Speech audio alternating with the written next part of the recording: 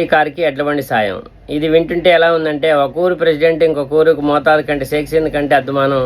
ఆ ఊర్లోనే ఆయన పెత్తనం సాగితే ఏరే ఊరు పోతే సాగదన్న సామెత మనకి గుర్తొస్తుంది.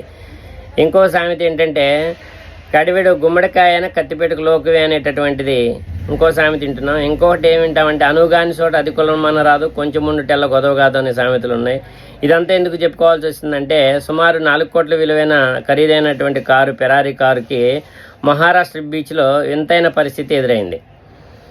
అదేంటంటే, ఇద్దరు కుర్రాళ్ళు ముంబై నుంచి రాయగఢ్ సమీపంలో రేవదండ బీచ్కి ఫెరారీ కారులో వెళ్ళి ఇసుకలో కూరుకుపోయారు.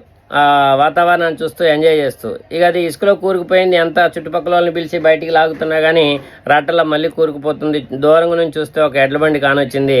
ఆ ఎడ్ల బండి ఆయన బతిలాడుకొని ఫెరారీ కారుకి ముందు భాగం, ఎడ్ల బండికి వెనక భాగానికి తాడు కట్టి దాన్ని ముందుకు తీసుకెళ్ళడం జరిగింది. ఇసుకలో నుంచి పూర్తిగా రోడ్డు ఎక్కియటం జరిగింది.